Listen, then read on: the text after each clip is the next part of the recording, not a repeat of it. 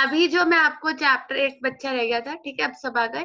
अभी जो मैं आपको चैप्टर नंबर्स बता रही हूँ 1 2 3 4, ये सब टीएस गरेवाल के हिसाब से, एनसीईआरटी के हिसाब से नहीं है।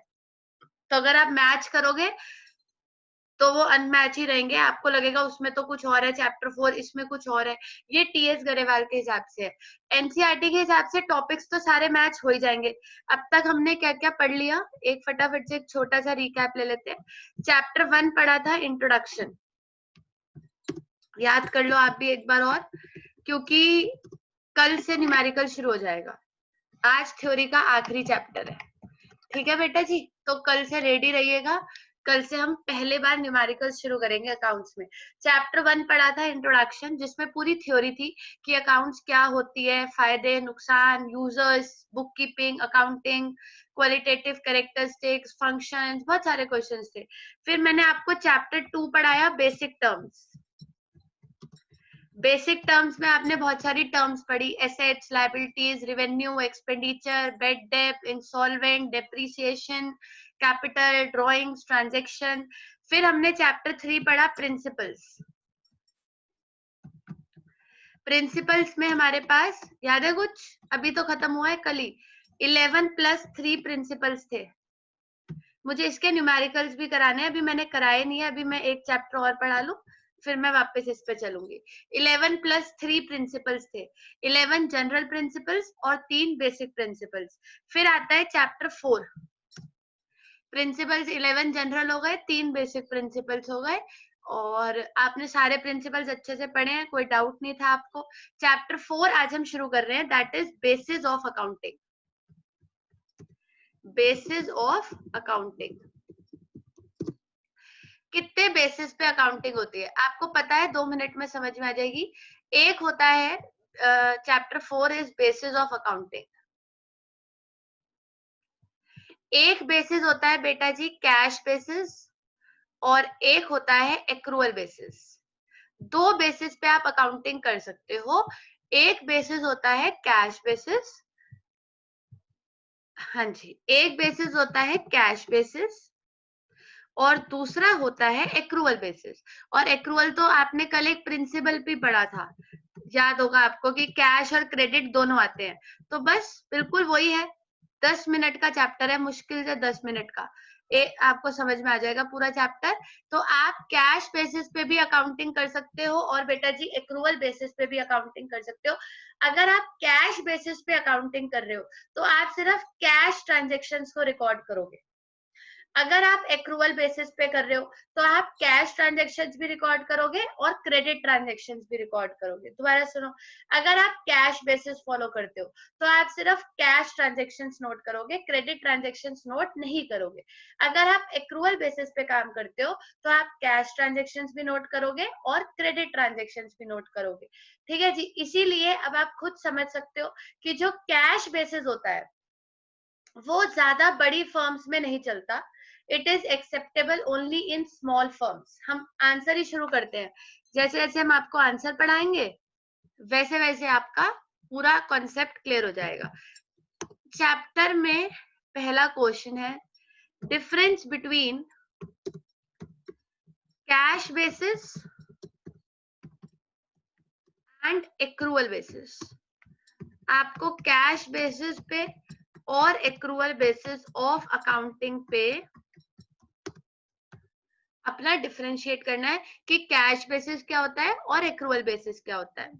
लाइन खींच लेती हूं मैं, इस तरफ है कैश बेसिस और इस तरफ है एक्रूअल बेसिस। दोबारा लिखना पड़ेगा क्योंकि मुझे एक कॉलम बनाना पड़ेगा बेसिस, एक कॉलम है हमारा कैश बेसिस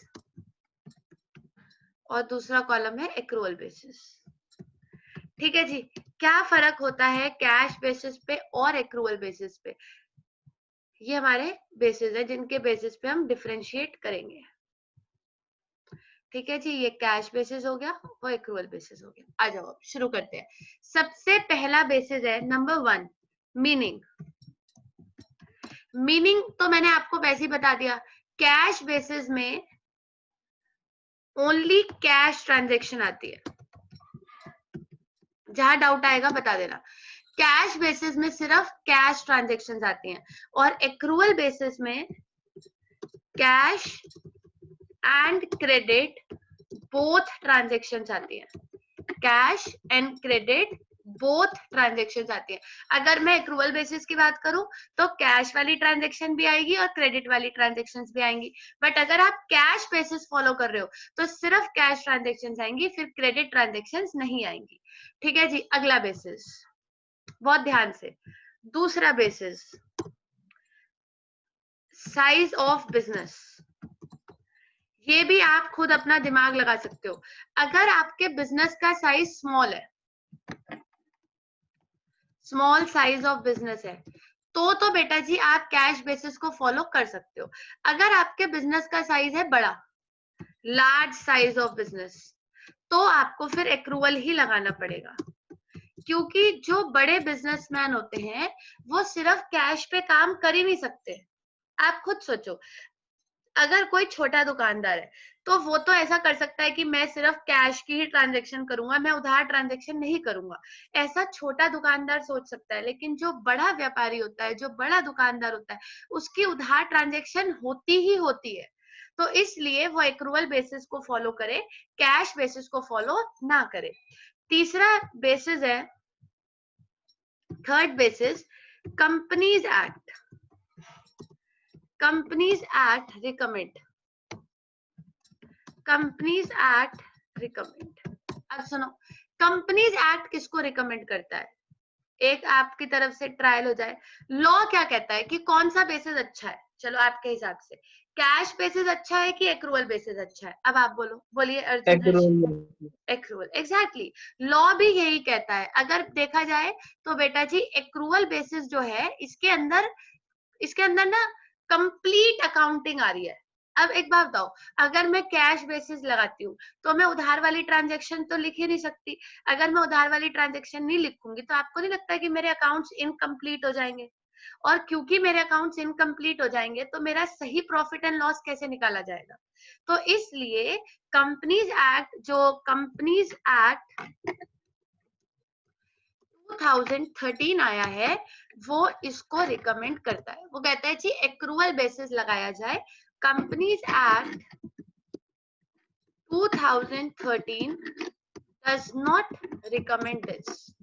वो इसको रिकमेंड नहीं करता है, इनफैक्ट वो एक्रूवल बेसिस को रिकमेंड करता है। तो आपको 3-4 बातें समझ आ गई होंगी कि अगर मैं कैश बेसिस फॉलो कर रही हूँ तो मैं सिर्फ कैश ट्रांजैक्शंस लिखूंगी, उधार वाली ट्रांजैक्शंस नहीं लिखूंगी। बट अगर मैं एक्रूवल बेसिस फॉलो कर रही हूँ तो मैं कैश भी लिखूंगी, एक्रूवल भी लिखूंगी। छोटा बिजनेसमैन कैश बेसिस फॉलो कर सकता है, बट बड़ा बिजनेसमैन एक्रूवल ही फॉलो करे तो ज्यादा बेटर है। Cash basis companies act 2013 recommend नहीं करता। वो कहता है कि ये बिल्कुल बेकार है, जिसमें, क्योंकि ये इनकम्प्लीट है। अगर मैं ध्यान से देखूं, ये इनकम्प्लीट है। एक बिजनेस के अंदर कैश ट्रांजैक्शन भी होती है और उधार ट्रांजैक्शन भी होती है, तो मैं ये कैसे बोल सकती हूँ कि आप सिर्फ कैश ही रिकॉर्ड करो? तो इसलिए कंपनीज एक्ट 2013 कैश बेसिस को रिकमेंड नहीं करता है, वो एक्रूवल बेसिस को रिकमेंड करता है। नेक्स्ट बेसिस आता है नंबर 4, P&L। आ गया ना वो, अभी जो मैं जिसकी मैं बात कर रही थी, देखो एकदम से आ गया, प्रॉफिट एंड लॉस। अभी मैंने आपसे पूछा कि कौन सा basis correct profit and loss दिखाएगा, तो देखा जाए तो ये इनकरेक्ट P&L दिखाएगा, incorrect profitability, incorrect profit position, incorrect profit position because it does not record all transactions, क्योंकि ये सारी ट्रांजैक्शंस को रिकॉर्ड नहीं करता है। और जो ये वाला है एक्रूवल बेसिस है, वो आपको बिल्कुल करेक्ट प्रॉफिट पोजीशन दिखाएगा, correct profit position, because this is complete accounting, क्योंकि ये कंप्लीट अकाउंटिंग है। ठीक है जी, अब करो फटाफट से, एक बार जरा फटाफट से बता दो, कैश बेसिस और एक्रूवल बेसिस में क्या समझ आया? कैश बेसिस में सिर्फ कैश ट्रांजैक्शंस आएंगी, एक्रूवल बेसिस में कैश भी आएगी, क्रेडिट भी आएगी। कैश बेसिस छोटे बिजनेसमैन के लिए अच्छा है, बड़े के लिए बेकार है। कैश बेसिस को कंपनीज एक्ट रिकमेंड नहीं करता है, एक्रूअल बेसिस को कंपनीज एक्ट रिकमेंड करता है। कैश बेसिस प्रॉफिट की पोजीशन सही नहीं दिखाता क्योंकि ये सारी ट्रांजेक्शन्स को नहीं लिख रहा है, सिर्फ कैश वाली ही लिख रहा है। लेकिन एक्रूअल बेसिस पूरी प्रॉफिट की परफेक्ट पोजीशन दिखाता है क्योंकि ये कंप्लीट अकाउंटिंग सिस्टम है, कंप्लीट अकाउंटिंग दिखा रहा है, कंप्लीट अकाउंटिंग सारे ट्रांजेक्शन्स को दिखा रहा है, किसी भी ट्रांजेक्शन को इग्नोर नहीं कर रहा है। करिए नोट, फिर हम आगे बढ़ते हैं। 2-3 पॉइंट्स और हैं, बी क्विक। कैश और एक्रूअल बेसिस के अंदर ये है ना कि मतलब वो नोट नहीं कर रहा, जो वो वाली है क्रेडिट के अंदर जो चीज गई है उसको वो नोट नहीं कर रहा, बट वो कर तो रहा है ना, मतलब हाँ कुछ चीज जैसे कैश बेसिस में है, ठीक है, वो बेच अगर तो रहा है ना, लेकिन नोट नहीं कर रहा वो। तो बेटा जी अगर वो नोट नहीं करेगा तो हमारी जो अकाउंट्स है वो तो नोट करने से रिलेटेड ही होती है ना। हमारी अकाउंटिंग में सबसे पहले स्टेप में ट्रांजेक्शन्स को क्या किया जाता है, रिकॉर्ड। क्या आप बिल्कुल सही कह रहे हो, कैश बेसिस यही है कि वो उधार ट्रांजेक्शन्स भी कर रहा है, लेकिन क्योंकि वो कैश बेसिस फॉलो कर रहा है तो वो रिकॉर्ड सिर्फ कैश करेगा। ठीक है, मैं यहाँ पे एक करेक्शन भी दे देती हूँ आपको, जिससे कि भाई कोई डाउट ना हो। Only cash transactions will be recorded, only cash transactions will be recorded. I hope you are clear. और अगर मैं accrual basis की बात करूं तो cash and credit both transactions will be recorded. दोनों ट्रांजेक्शन रिकॉर्ड की जाती है। करिएगा नोट फटाफट से, फिर हम 5th बेसिस पे चलते हैं, बी क्विक। कैश बेसिस में सिर्फ कैश, एक्रूअल में दोनों, स्मॉल बिजनेस लार्ज बिजनेस। इसे कंपनीज एक्ट रिकमेंड नहीं करता, उसको करता है। वो इनकरेक्ट प्रॉफिट पोजीशन दिखाता है, वो करेक्ट प्रॉफिट पोजीशन दिखाता है। Correct profit position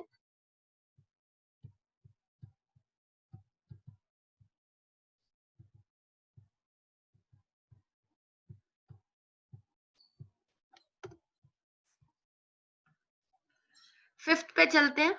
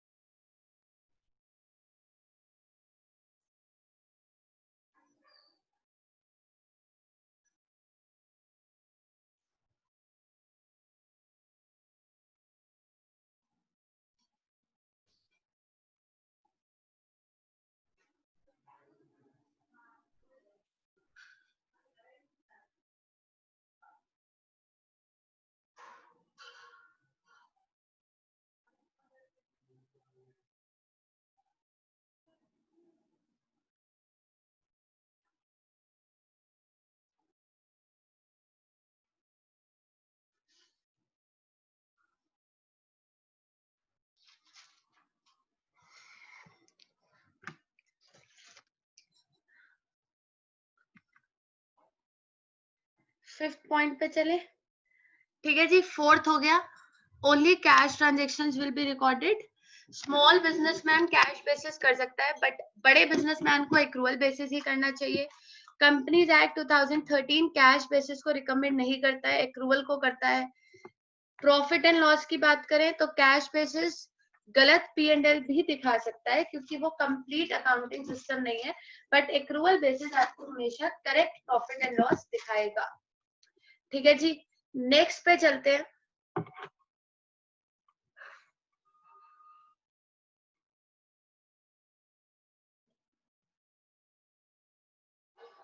technical knowledge, मैं रेडी कर लूं इसको, पेज को एक बारी। सबसे पहला बेसिस, फिर हमारा कैश बेसिस, और इधर हो गया एक्रूअल बेसिस। ठीक है जी, cash basis, basis, cash basis, accrual basis.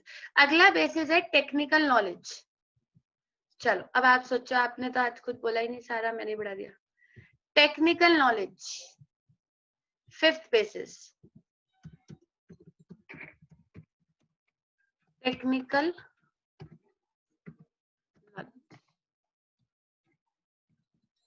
हाँ जी, आप में से कोई, what is technical knowledge?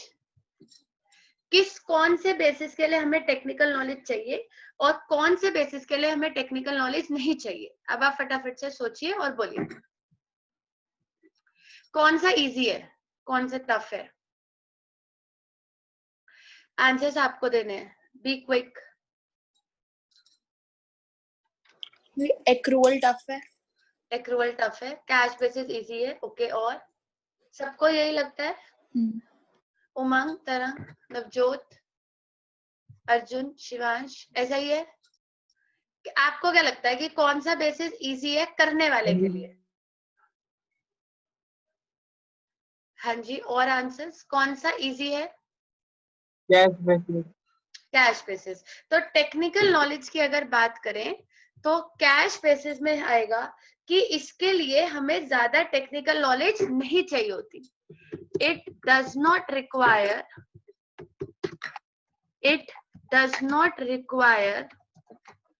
Much technical knowledge. इसके लिए हमें ज्यादा टेक्निकल नॉलेज की जरूरत नहीं है, बिकॉज नो एडजस्टमेंट्स, हमें कोई एडजस्टमेंट्स तो करनी नहीं है क्रेडिट की, तो इसलिए हमें टेक्निकल नॉलेज नहीं चाहिए। बट एक्रूवल बेसिस में वी नीड टेक्निकल नॉलेज, हमें टेक्निकल नॉलेज चाहिए for doing adjustments of credit transaction, क्योंकि हमें क्रेडिट ट्रांजेक्शन्स की भी एडजस्टमेंट्स करनी पड़ेंगी, उनको भी एडजस्ट करना पड़ेगा। एक बात बताओ, कैश बेसिस में क्या मुश्किल है? पैसा आया प्लस, गया माइनस, हो गया कैश बेसिस। कैश बेसिस तो कोई बच्चा भी कर लेगा, लेकिन आप 11th क्लास में जो अकाउंटिंग पढ़ रहे हो, क्या आप कैश बेसिस पढ़ रहे हो? द आंसर इज नो, आप एक्रूवल बेसिस पढ़ रहे हो। एक्रूवल बेसिस कल क्या पढ़ा था कि इनकम वो भी रिकॉर्ड की जाती है जो मिली, जो नहीं मिली और जो एडवांस मिल गई, और खर्चे वो भी।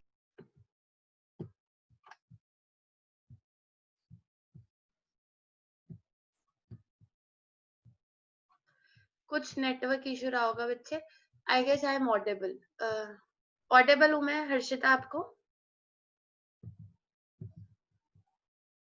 हाँ जी दीदी। चलिए शुरू करते हैं। ठीक है जी, तो हमारा फिफ्थ बेसिस चल रहा था कैश बेसिस। तरंग कनेक्ट हो गए, ठीक है जी। तो फिफ्थ बेसिस चल रहा था कैश बेसिस। अच्छा, कैश बेसिस में आपको समझा रही थी कि कैश बेसिस में क्या है। कैश बेसिस में तो कुछ भी नहीं है। अगर मैं कैश बेसिस की बात करूं तो कैश बेसिस पे तो कुछ भी नहीं है। कैश बेसिस में तो आपको बस क्या करना है, जो कैश आया उसको प्लस कर दो और जो कैश गया उसको माइनस कर दो, और कैश को प्लस माइनस करने में कोई इतनी बड़ी गेम तो है नहीं। तो कैश बेसिस तो बहुत आसान होता है, लेकिन एक्रूवल बेसिस में सोचो। ये देखो, मैं अगला बेसिस पढ़ाती हूँ, नंबर 6, एडजस्टमेंट्स। ध्यान से समझना, cash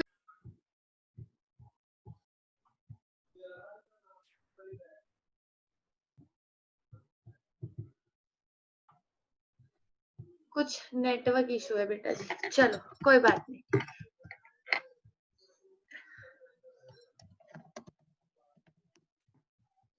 cash basis, accrual basis, ठीक है जी। तो हमारे पास वापस चलते हैं, कुछ नेटवर्क इंस्टेबल हो रहा है बेटा जी, इसलिए बार बार डिस्कनेक्ट हो रहा है। हमारा फिफ्थ बेसिस हो गया था टेक्निकल नॉलेज। अब हम चलते हैं सिक्स्थ बेसिस पे। हाँ जी, तो मैं आपको ये बोल रही हूँ कि कैश बेसिस के अंदर कोई भी एडजस्टमेंट नहीं होती। कैसी एडजस्टमेंट? जैसे मान लीजिए अगर आप कैश बेसिस फॉलो कर रहे हो, नंबर 6 आता है एडजस्टमेंट्स। कैश बेसिस के अंदर देयर आर नो एडजस्टमेंट्स, क्योंकि आपको सिर्फ वही रिकॉर्ड करना है जो कैश में है, तो एडजस्टमेंट्स क्या करोगे। बट अगर मैं एक्रूवल बेसिस की बात करूं, अब ध्यान से सुनना, तो आपको इनकम एडवांस वाली भी रिकॉर्ड करनी है, इनकम जो नहीं मिली नॉट रिसीव्ड वो भी रिकॉर्ड करनी है। अगर मैं एक्सपेंसेस की बात करूं तो जो एक्सपेंसेस प्रीपेड हो गए वो भी रिकॉर्ड करने हैं, और जो अभी तक नॉट पेड है वो भी रिकॉर्ड करने हैं। कल मैंने यही पढ़ाया था ना कि सब कुछ रिकॉर्ड होता है, यानी कि एक्रूवल बेसिस कैश बेसिस से ज्यादा टफ होता है, क्योंकि बेटा जी उसमें आपको इनकम जो है वो तीनों रिकॉर्ड करनी है, जो मिली, जो नहीं मिली, जो पहले मिल गई। खर्चे भी तीनों रिकॉर्ड करने हैं, जो पे करे, जो नहीं करे या टाइम से पहले कर दिए। लेकिन कैश बेसिस में तो ऐसा कुछ है ही नहीं। कैश बेसिस में तो जो गया माइनस जो आया प्लस। जो भी आप 11th क्लास में पढ़ रहे हो, आप 11th 12th में आगे ग्रेजुएशन में जाके जो भी पढ़ोगे, all that is accrual basis, ना कि कैश बेसिस। ये सब एक्रूवल बेसिस है, क्योंकि बेटा जी एक्रूवल बेसिस जो होता है, जो एक्रूवल बेसिस होता है वो सारी एडजस्टमेंट्स को करता है। कैश बेसिस तो सिर्फ कैश पे चलता है, जो आया प्लस जो गया माइनस। जो वो नहीं करते, जो छोटे दुकानदार होते हैं, जिनकी छोटी सी दुकान होती है, थोड़ा सा सामान होता है, वो लोग कहाँ सीए सुए के पास जाएंगे, वो लोग अपना आराम से कैश बेसिस फॉलो कर लेते हैं। जो कैश आया, एक ही किताब होती है उनके पास, आपने देखा भी होगा, एक ही कॉपी होती है, उसी कॉपी में जो कैश आया वो प्लस कर लेते हैं, जो कैश गया वो माइनस कर लेते हैं। वो वाली अकाउंटिंग नहीं सिखा रहे हम आपको, वो वाली अकाउंटिंग नहीं सिखा रहे हैं जो एक ही कॉपी में खत्म हो जाती है। हम आपको वो अकाउंटिंग सिखा रहे हैं जो जिसमें सारी नहीं आने तो कच्चा है।